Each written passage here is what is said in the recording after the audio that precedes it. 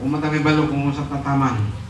Doon na yung mga tao, mingon nga, hala, buhi, may pa itong gawas na gahapon, may pa ginamong katakatawa, noon sa manyaron, na nawala, nun si karong andawa.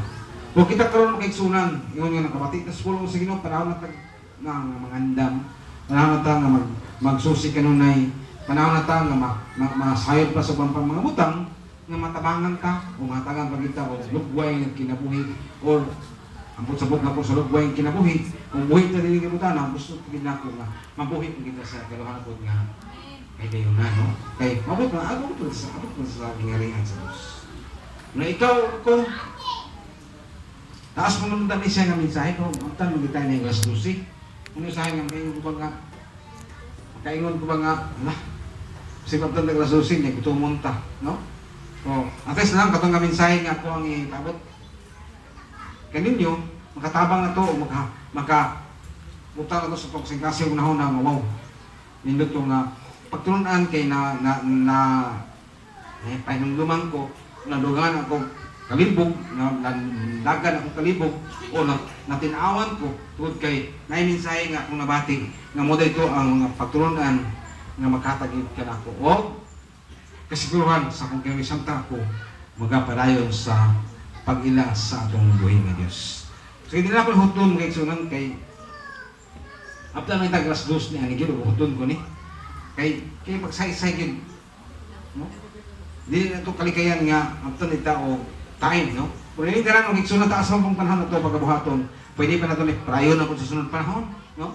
Malakpitan na ito ni kaninga mensahe para nga dili ko ta may tuwag na ito nga wakoy kasayuran niya na di ay. Kung wala mo nagipaabot ka na ako itong panahon na. Yung anong karoon pa man na, no? Pero kaya ka na kay sunan. Samtang may kagiron pa kita. Dako kinayo ito. Tingwaon pas ng kinabuhi. Nga makuhaan pagila ka siya pagkaroon sa ating tagusa. So ano lang itong pagkabuhaton mo kay sunan. O tapos kita sa tulang pag-abot ng mensahe, no? Kung nakulangan mong galing ka, hindi pa ka nagpasalamat ka kay human na kita, kaya nakatatlo na sa tulang sunod na po nga pagkabuhaton, no? Pero di kita kaingon nga diha na taman. So pinapay panahon pa nga masaysayan pa sa pulong sa Ginoo para sa nindot nga lakang o nindot nga kinabuhi nga atong matagang taman ning abot na sa panahon. Salamat sa pulong sa Ginoo nga gipaabot ka nato.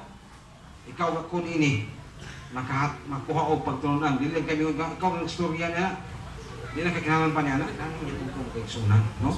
Kung kay, pilagi niyo mong pinsahe sa pulong sa Ginoo. Kaya pala ako ang pinsahe, iya man sa Dios. Ako ang igamit, pero ako ang nagsulti nini. Nakahatag sa ako niyo kalipay tungod kay naapil ko o nakakuha ko o nakatagamtam ko o pagturunan nga gikan diya sa balaan nga kasulatan. Nasa ko gulingon makigsunan, no? Pasalamat ko nini po na sa kong nakasabot o sa kong nakadungog nini sa ako to nag-istorya, pero nakadungog din ko sa akong istorya. May tungod sa pulong sa Ginoo, no? Kaya kumingon ka sa mga, no? Nakadungog ko ka? Simple po kayo nga, namatay tingog, no? Nya kini nga tingog kay sunan. Ato pang gikuha bis balang kasulatan, no? Ako lang gigamit, bro. Isasab ko nini nga ginatudluan o ginasaysayan para nga sa bawat ng panahon sa samtang may kinabuhi pa, at isa lang, no? Nga madasig ko sa buwang kinabuhi. Una mo, manindog ta kayo mo, ato sa lupot gigiyon ka ron, mag-aawit ka o bubog nga lawiton kay tapos man ta sa part 1 nato karon, no? Uman ini, kay balik kami siya sa atuang service leader. Dami itong kining God will make a way.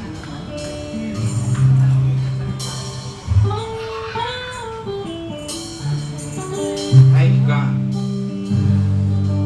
God will make a way when there seems to be no way. With love and strength for executing, He will make a way for me. He will be my guide. Hold me closely to His side. With love and strength for executing, He will make a way. way. He will make God. Dewas po sa mga